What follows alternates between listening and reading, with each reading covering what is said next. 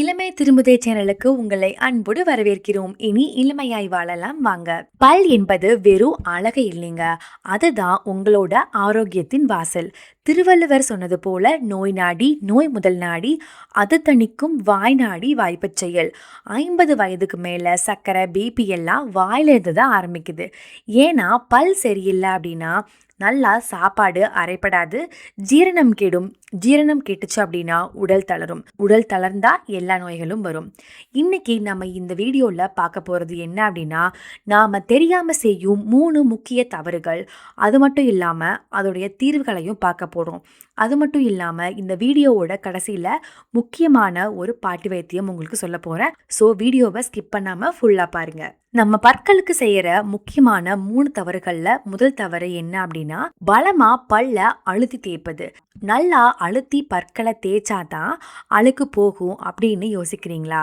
இல்லைங்க, பலமா தேய்க்கும் போது பல்லின் எனாமல் கவசம் தேய்ந்து போகிறது. பிறகு பற்கள்ல கூச்சம், ஈறுகள்ல ரத்தமெல்லாம் வரும். ஸோ சரியான முறையில் ப்ரெஷ் பண்ணோம் அப்படின்னா தான் நம்ம பற்களை பாதுகாக்க முடியும். இதோட தீர்வு என்ன?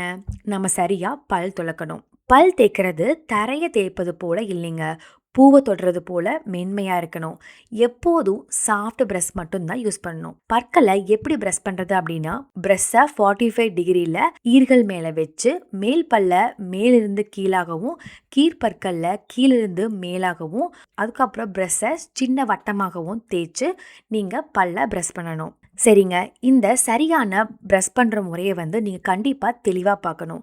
அதுக்காக நம்ம சேனலில் தெளிவாக எப்படி ப்ரஷ் பண்ணுறதுங்கிற வீடியோ போட்டிருக்கோம். அந்த வீடியோவை டிஸ்கிரிப்ஷனில் தரேன். அந்த லிங்கை டச் பண்ணி சரியாக எப்படி ப்ரஷ் பண்ணுறதுன்னு பார்த்துக்கோங்க. அது மட்டும் இல்லாமல் உங்களுக்கு தெரிஞ்சவங்க எல்லாருக்குமே அந்த வீடியோவை அனுப்புங்க.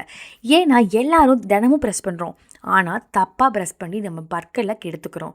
ஸோ அந்த வீடியோவை கண்டிப்பாக பாருங்கள். அடுத்தது, நீங்கள் ப்ரஷ் பண்ணுற நேரம் கண்டிப்பாக 2 நிமிடம் மட்டும்தான் இருக்கணும். ரொம்ப நேரம் போட்டு ப்ரஷ் பண்ணீங்க அப்படின்னா நான் சொன்ன மாதிரி எனாமல் போயிடும். காலையில் ஒரு முறை, இரவு ஒரு முறை கண்டிப்பாக ப்ரஷ் பண்ணிக்கோங்க. 3 மாதத்துக்கு ஒரு முறை கண்டிப்பாக உங்கள் ப்ரஷ்ஷை மாற்றிக்கோங்க. நீங்கள் பற்கள் மேலே அன்பு காட்டினீங்க அப்படின்னா பற்கள் உங்களை 80 வயசு வரை கைவிடாது. நம்ம சேனலில் நம்ம வாழ்க்கையை அழகாக ஆரோக்கியமாக மாற்றுற நிறைய வீடியோஸ் வந்துட்டே இருக்கு. ஸோ சப்ஸ்கிரைப் பண்ணிவிட்டு இந்த வீடியோவை பார்க்கலாம் வாங்க. அடுத்தது, நம்ம செய்கிற 2வது தவறை பார்க்கலாமா? பல் தேய்த்த உடனே டீ காஃபி கொடுப்பது. நம்மளில் நிறையா பேர் இதை பண்ணுறவங்க. காலையில் எழுந்த உடனே நல்லா ப்ரஷ் பண்ணிவிட்டு சூடாக ஒரு கப் காஃபியை குடிப்பீங்க.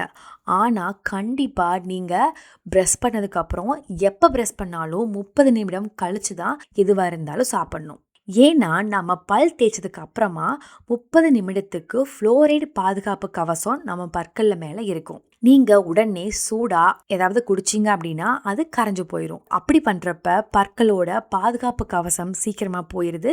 ஸோ சாப்பிட்ற உணவுகள் அந்த பற்களில் பட்டு பற்கள் சொத்தையாக வாய்ப்பு இருக்குது. சரிங்க, எப்படி தான் நம்ம வாயில் இருக்கிற கிருமிகளை அழிக்கிறதுன்னு யோசிக்கிறீங்களா? ஒரு முக்கியமான ரகசியங்க, வேப்பங்குச்சி ரகசியம். இதுதான் மாபெரும் ரகசியம், நம்ம பாட்டியோட ரகசியம்.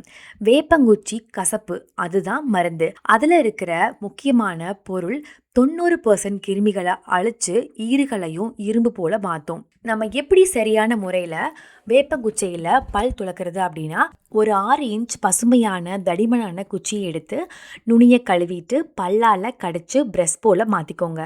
அதுக்கப்புறம் அந்த நாரை வச்சு பற்களில் மெதுவாக தேய்ச்சி ப்ரஷ் பண்ணுங்க. அப்போ வர கசப்பு சாரை 1 நிமிடம் வாயில் வச்சிருந்து அதுக்கப்புறம் துப்புங்க.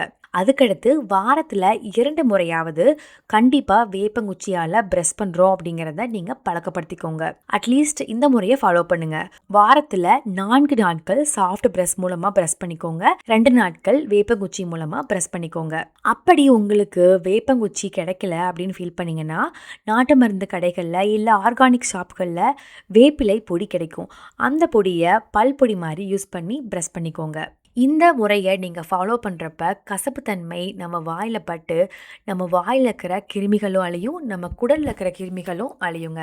இதை கண்டிப்பாக ஃபாலோ பண்ணுங்கள். இதை ஃபாலோ பண்ணிங்கன்னாவே நம்மளுக்கு நிறைய நோய்கள் வராமல் தடுக்க முடியும். அடுத்து நம்ம பண்ணுற 3வது தவறு என்ன அப்படின்னா, நம்ம அதிகமாக கெமிக்கல் மவுத் வாஷ் தினமும் யூஸ் பண்ணுறது. கெமிக்கல் மவுத் வாஷ் நல்ல கிருமிகளையும் கொன்றும். அதனால் நம்ம வேப்பங்குச்சியை கடிச்சு வேப்பங்குச்சியை ப்ரஷ்ஷாக யூஸ் பண்ணுறது பெஸ்ட்டாக இருக்குங்க.